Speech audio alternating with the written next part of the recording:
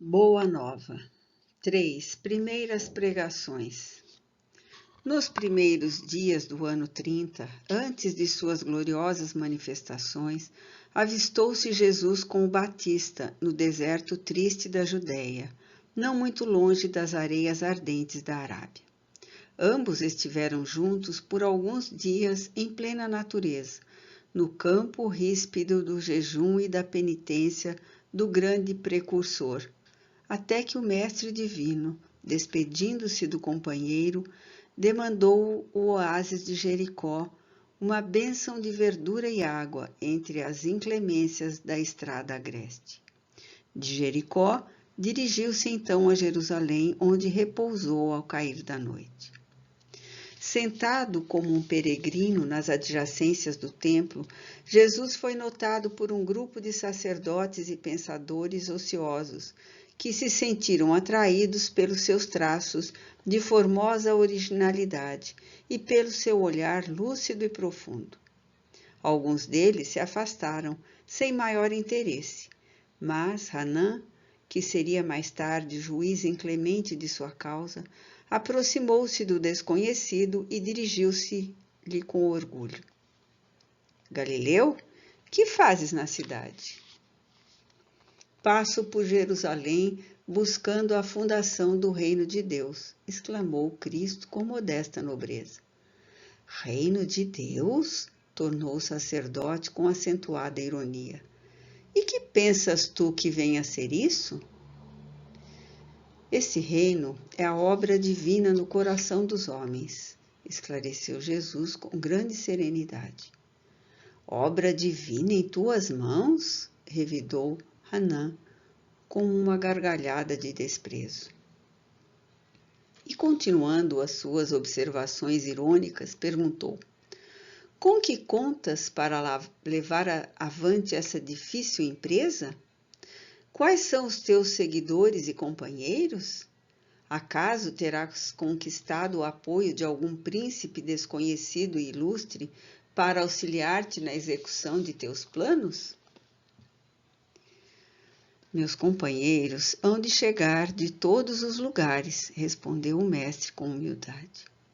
Sim, observou Ana, os ignorantes e os tolos estão em toda parte na terra. Certamente que esse representará o material da tua edificação. Entretanto, propõe-se-te realizar uma obra divina e já viste alguma estátua perfeita modelada em fragmentos de lama? Sacerdote, replicou-lhe Jesus com energia serena, nenhum mármore existe mais puro e mais formoso do que o do sentimento, e nenhum cinzel é superior ao da boa vontade sincera. Impressionado com a resposta firme e inteligente, o famoso juiz ainda interrogou: conheces Roma ou Atenas? Conheço o amor e a verdade, disse Jesus convictamente. Tem ciência dos códigos da corte provincial e das leis do templo? Inquiriu Hanã inquieto. Sei qual é a vontade de meu Pai que está nos céus, respondeu o mestre brandamente. O sacerdote o contemplou irritado e, dirigindo-lhe um sorriso de profundo desprezo, demandou a Torre Antônia, em atitude de orgulhosa superioridade.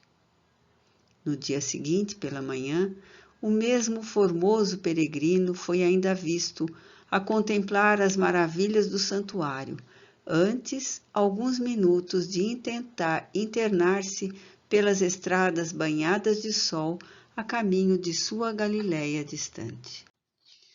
Daí a algum tempo, depois de haver passado por Nazaré, descansado igualmente em Caná, Jesus se encontrava nas circunvizinhanças da cidadezinha de Cafarnaum, onde se procurasse com viva atenção algum amigo que estivesse à sua espera.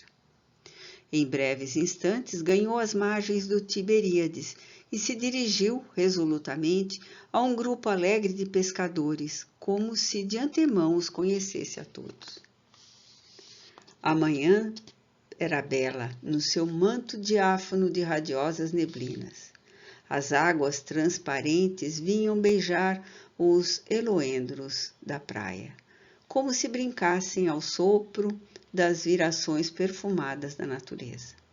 Os pescadores entoavam uma cantiga rude e, dispondo inteligentemente as barcaças móveis, deitavam as redes em meio à profunda alegria. Jesus aproximou-se do grupo e, assim que 2 deles desembarcaram em terra, falou-lhes com amizade. Simão e André, filhos de Jonas, venho da parte de Deus e vos convido a trabalhar pela instituição de seu reino na terra. André lembrava-se de já o ter visto nas cercanias de Betsaida e do que lhe haviam dito a seu respeito, enquanto Simão, embora agradavelmente surpreendido, o contemplava enleado.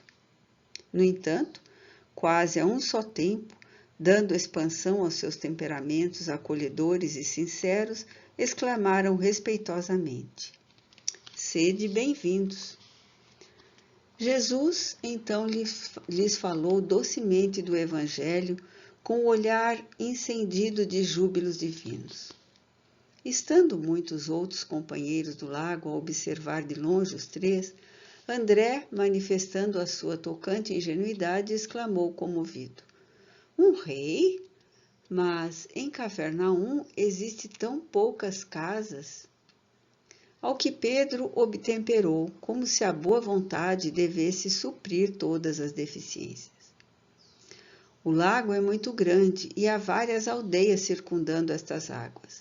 O reino poderá abrangê-las todas.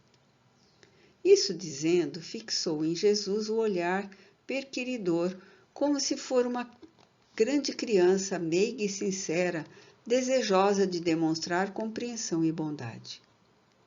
O Senhor esboçou um sorriso sereno e, como se adiasse com prazer as suas explicações para mais tarde, inquiriu generosamente: Quereis ser meus discípulos?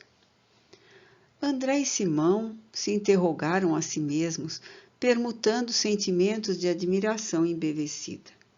Refletia Pedro: que homem seria aquele? Onde já lhe escutara o timbre carinhoso da voz íntima e familiar? Ambos os pescadores se esforçavam por dilatar o domínio de suas lembranças, de modo a encontrá-lo nas recordações mais queridas. Não sabiam, porém, como explicar aquela fonte de confiança e de amor que lhes brotava no âmago do espírito, e sem hesitarem, sem uma sombra de dúvida, responderam simultaneamente: Senhor, seguiremos os teus passos.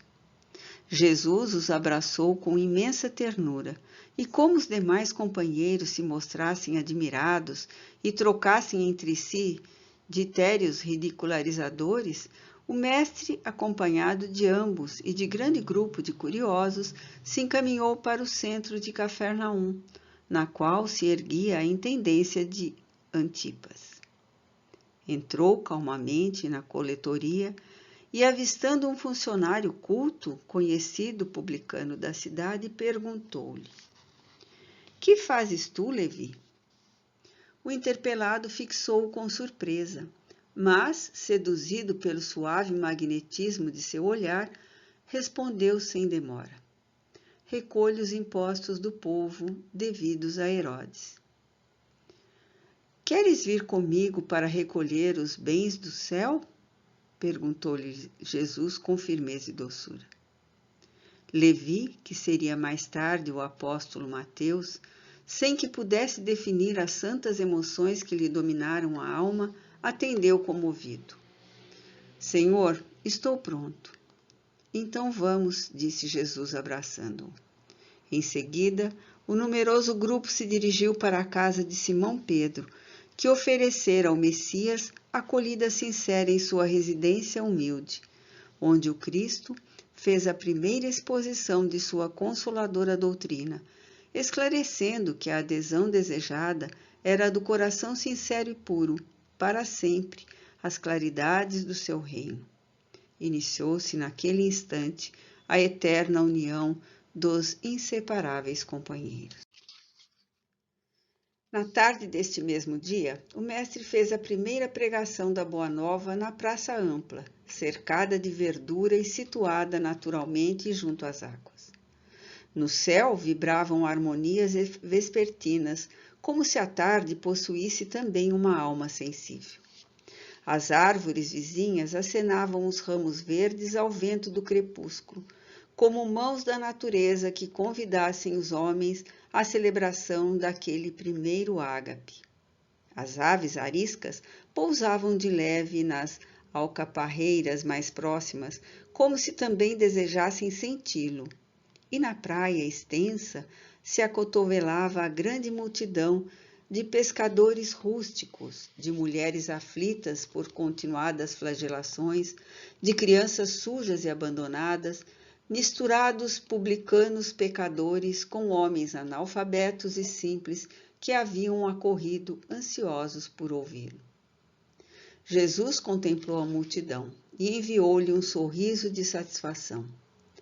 Contrariamente às ironias de Anã, ele aproveitaria o sentimento como mármore precioso e a boa vontade como cinzel divino.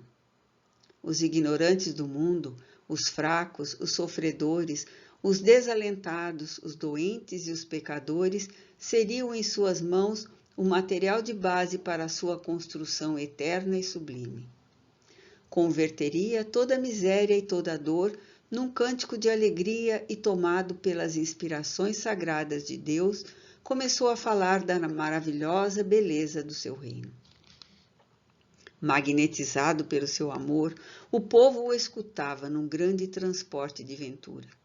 No céu havia uma vibração de claridade desconhecida. Ao longe, no firmamento de Cafarnaum, o horizonte se tornara um deslumbramento de luz, e bem no alto, na cúpula dourada e silenciosa, as nuvens delicadas e alvas tomavam a forma suave das flores e dos arcanjos do paraíso.